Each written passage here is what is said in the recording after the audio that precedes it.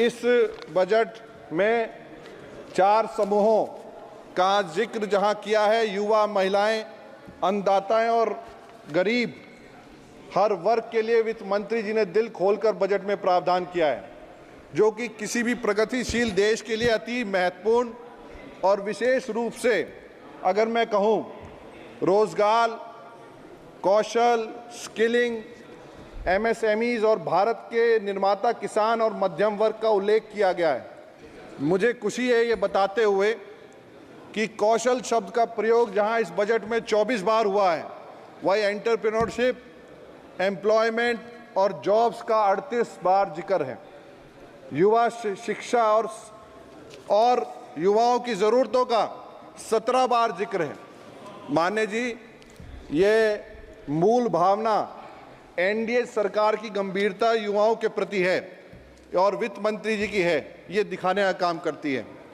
किसानों को सशक्त करना, हर संभव किसी क्षेत्र में बढ़ावा देने का कार्य करना, वहीं मध्यम वर्ग के लिए विशेष छूट उपलब्ध कराना, ये जिससे उनकी जीविका में बड़े बदलाव आ सके, ये भविष्य की सोचने की बात है। मान्यवर, मुझे बड़ी खुशी होती है जब प्रधानमंत्री जी, खासकर उनका ड्रीम मंत्रालय जो कौशल विकास है, वहाँ मंत्रालय में स्वर्गीय चौधरी चरण सिंह जी के आदर्शों पर चलते हुए आदरणीय जयंत चौधरी जी के ऊर्जावान नेतृत्व में आगे बढ़ने का काम कर रहा है। मंत्रालय आज मॉडल स्किल लोन योजना का शुभारंभ है, जहां 7.5 लाख रुपए का ऋण सुविधा मिलेगी, जिससे 25,000 से अधिक छात्रों को लाभ होने की उम्मीद है।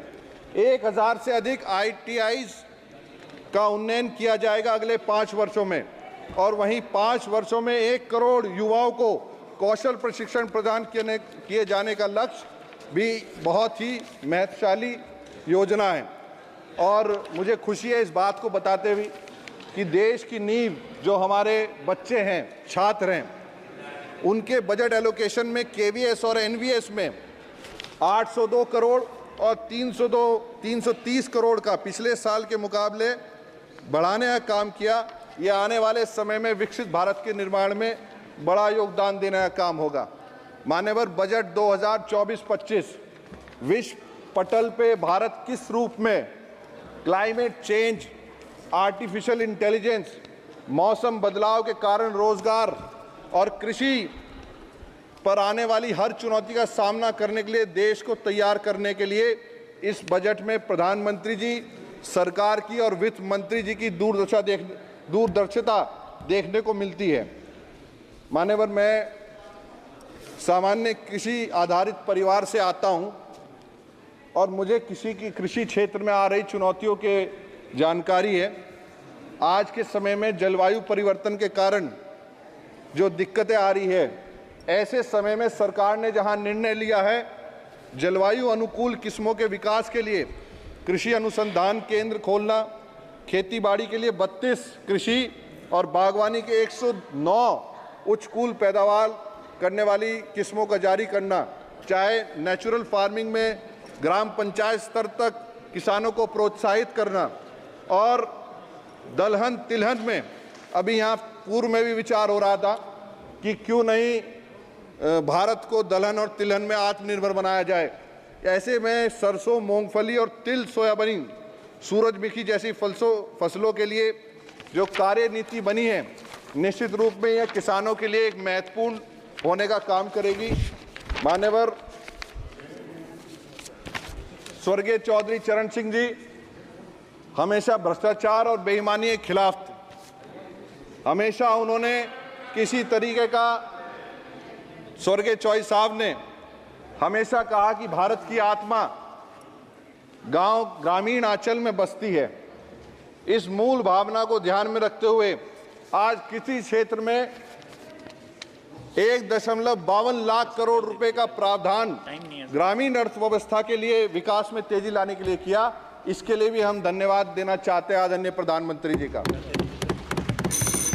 मान्यवर, बस एक मिनट। मान्यवर, खेती पे तो अब आए हैं। ये नए रोजगार उत्पन्न पैदा करने का काम होगा, जहां PMGSY 25,000 चौथा फेज उसका शुरू हुआ है, 25,000 से अधिक गांवों को जोड़ने का काम करेगा।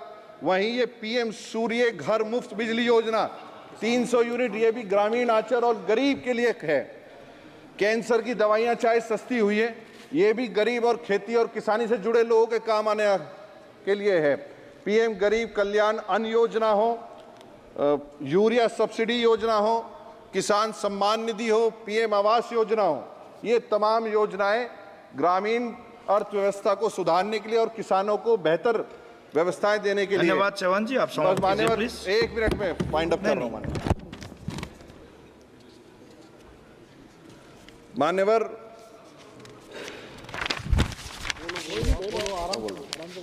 आज जब देश भर में महिला उद्यमों को और वुमेन एम्पावरमेंट की बात हो रही है, ऐसे समय में 30 करोड़ से अधिक मुद्रा योजना लोन दिए जा रहे हैं।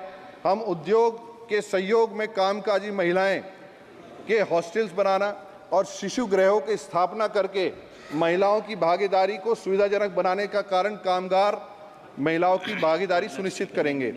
5 वर्ष की अवधि के दौरान किसान का बेटा बोल रहा है। मान्यवर, ज्यादा ना बोलते हुए मैं वाइंड अप कर रहा हूं सर जी कि 70% से अधिक पीएम आवास महिलाओं को दिए जा रहे हैं। स्टेम पाठ्यक्रम की 43% नामांकन बालिकाएं और महिलाओं के लिए है।